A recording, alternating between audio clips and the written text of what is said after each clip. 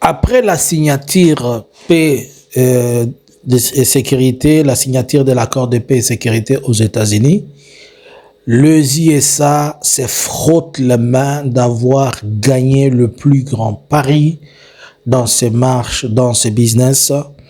Les États-Unis viennent d'obtenir 60% de droits contre 10% pour la RDC comme titre de droit minier.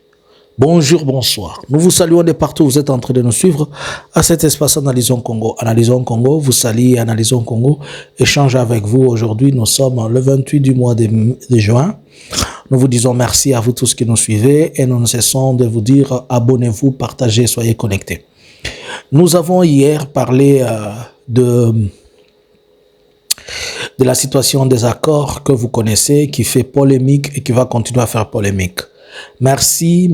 Si vous avez besoin que nous puissions sponsoriser vos produits, vous n'avez qu'à nous contacter puisque nous sommes dans une période de promotion. Alors, qu'est-ce qui se passe? Vous savez que les États-Unis ont fait signer un accord de sécurité entre le gouvernement congolais et le gouvernement rwandais.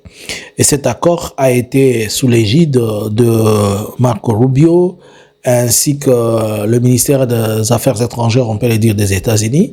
Et les deux ministres congolais ont été aux États-Unis, et les deux ministres, c'est-à-dire le Rwanda et le Burundi, ont été au Congo, à Kinshasa, plutôt à Washington pour signer l'accord de paix. À l'issue de cet accord de paix, c'est là que les États-Unis maintenant obtient le droit minier, et selon ce qui est dit, c'est du scandale. C'est du scandale. Les États-Unis obtiennent 60% de droits miniers de mines congolaises. Le Rwanda, 25%. La RDC, 10%. Et la Chine, 5%.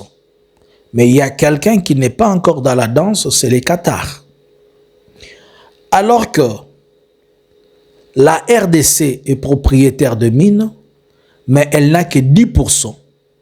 Le Rwanda, qui n'est pas propriétaire, a 25%. Les États-Unis, qui vient pour le mine congolais, il a 60% et la Chine, 5%. Oh mon Dieu, mon roi. Oh. Est-ce que cette situation ne risque pas qu'on tue Félix? Ce que je viens de vous dire ici ne risque pas à ce que l'on tue Félix. C'est pratiquement inconcevable. Je détiens mon souffle, je ne sais pas ce qui s'est passé. Le président n'a-t-il pas été conseillé? Je comprends que je suis revenu un peu sur des messages prophétiques que j'avais donnés.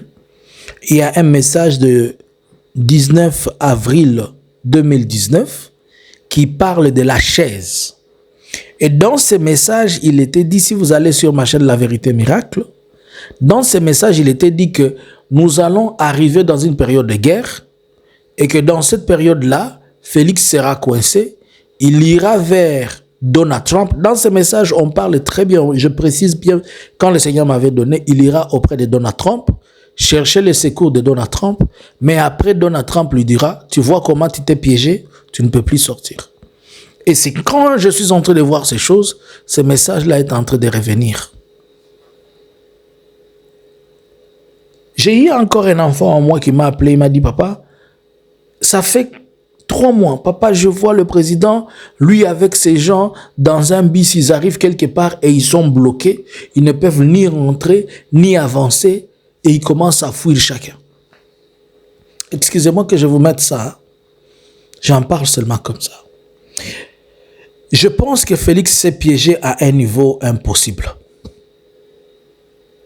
Comment est-il possible qu'il donne aux États-Unis 60%? On comprend, les États-Unis viennent acheter les titres, ils viennent pour exploiter. Le Rwanda obtient 25% sur base de quoi?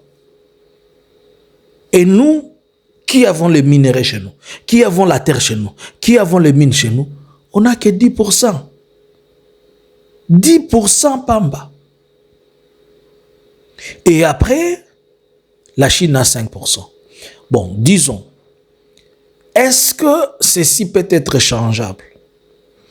Si cet accord tient lieu, je comprends alors que les États-Unis seront obligés d'imposer à ce que Félix reste un peu là pour faire passer son histoire. Il faudrait que les Congolais se décident à l'interne comment ils doivent finir cette histoire. Sinon, ceci donne droit à Félix qu'il reste au pouvoir pour qu'il gère ce qu'il vient de s'attendre avec les Américains.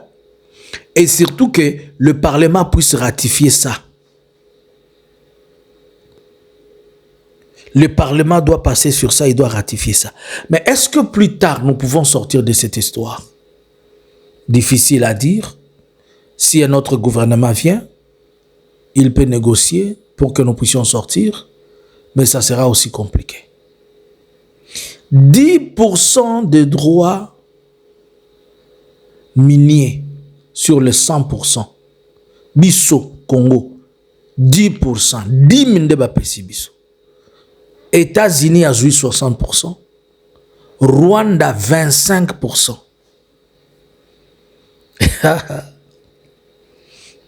Je comprends que la diplomatie, c'est toute une école et c'est un art.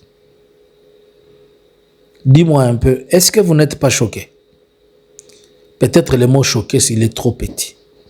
Est-ce que vous n'êtes pas scandalisé? Est-ce que vous n'êtes pas basculé dans les têtes? J'apprends par la même occasion qu'il doit y avoir une autre ronde précipitamment entre l'Alliance Fleuve Congo et le gouvernement de Kinshasa. Mais avant cela, certainement tout porte à croire que des villes vont tomber. Certaines villes vont tomber, 2 ou 3 ou 4, certainement. Mais précipitamment, Kinshasa doit vite faire pour se rencontrer avec l'Alliance Fleuve Congo et conclure quelque chose. Puisque s'il ne conclut pas avant quelque chose, le M23 doit conclure des choses à leur place. Pourquoi je le dis? Puisque maintenant, on est dans la configuration où le M23 doit suffisamment avoir, au-delà de ces 2 villes qu'il possède, il doit avoir encore beaucoup d'autres villes pour essayer, mais pour imposer maintenant ce qu'il veut, puisqu'ils ont en face d'eux quelqu'un qui ne comprend pas. Mais est-ce que le gouvernement congolais va comprendre ça comme ça, ou bien le gouvernement congolais va s'asseoir à autre chose? Il faut comprendre. Le gouvernement congolais vient de signer un accord de paix avec le Rwanda, mais ils n'ont pas signé aucun accord avec le M23. Et si donc le M23 a tout le droit de faire la guerre pour le moment, le M23 a tout le droit de pouvoir avancer et vouloir ce qu'il peut, sauf que s'ils arrivent à conclure un accord de paix. Et stratégiquement, le M23 doit posséder encore d'autres villes, d'autres grandes villes, pour ainsi peser de tout ce qu'il veut. Il y a un autre sérieux problème. Il faudrait que quelque chose s'organise à l'interne pour stopper ces deals dans lesquels nous sommes en train de partir. Donc, sur les carrières de mines que le Rwanda et que les États-Unis vont se décider, s'ils vont dire c'est les carrières de mines de lithium ici, c'est les carrières de mines de je ne sais quoi là-bas, les États-Unis auront 60%. Si c'est les carrières de mines de Rubaya, les États-Unis auront 60%, le Rwanda 25%, les Congo 10%, et peut-être le Qatar aussi. Puisque la part du Qatar, on ne la connaît pas encore. Or, le Qatar est dans le business, dans ce deal, le Qatar est dedans. Est-ce que le Qatar va se retrouver au dos du Rwanda? Ou est-ce que le Qatar va partager les 5% avec la RDC? On ne sait pas encore. C'est trop compliqué. Vous comprenez maintenant ce que j'étais en train de vous dire, que tout ce qui intéressait Félix, c'était les tapis rouges, pas les Congolais. C'est les tapis rouges. C'est pourquoi quand vous leur posez la question à Kinshasa, expliquez-nous ces deals, quel est l'intérêt du Congo, comment il est réparti. Personne ne va te le dire. Ils vont vous embrouiller, ils vont vous dire des choses pour vous empêcher d'écouter. Partagez-moi cette vidéo au maximum, permettez à tout le monde de l'écouter. Sur 100%, Congo reçoit 10%. Biso bakolo mabele to reçoit 10%, Rwanda 25%. Chine 5%. Donc, ceux qui bayokani qui ba exploiter carrière, ceux qui a walikale, ceux qui a wapi, na si kanyoso ba pesi États-Unis et batit. Moi, je vous avais dit que devant le business, Donald Trump n'a pas d'état d'âme. Les Américains n'ont pas d'état d'âme quand il s'agit de business. Dans toute légalité, ils sont partis. Maintenant là, je vous ai dit que Donald Trump a fait vendre, a fait un vente qui ne s'explique pas. En Arabie Saoudite, 20 milliards de dollars. Boeing a vendu des avions pour 20 milliards. Est-ce que vous comprenez? Donc, dans les domaines de business, il a perdu 2 milliards en attaquant Iran. Il a directement stoppé. Il a stoppé, il n'y a pas d'état d'âme. Il doit trouver comment remplacer les 2 milliards par ne fût-ce que même 50 autres milliards. Mais la RDC qui lui donne cette opportunité-là. Je vais maintenant venir après vous parler de comment les dispatching financiers, la contribution de chacun financièrement dans cette île. Oubliez cette histoire dont on vous a menti 500 000 milliards de dollars. Oubliez ça. Oh my God, Seigneur. 10%. Écrivez seulement, nous sommes scandalisés. Si vous êtes scandalisés comme moi, mettez les cœurs et dites dans les commentaires, j'aime Analysons Congo, j'aime Analysons Congo, j'aime Analysons Congo. Nous devons remonter. Écrivez dans les commentaires, j'aime Analysons Congo, j'aime Analysons Congo et dites, nous sommes scandalisés par Kinshasa, nous sommes scandalisés par Kinshasa. Bonjour, bonsoir.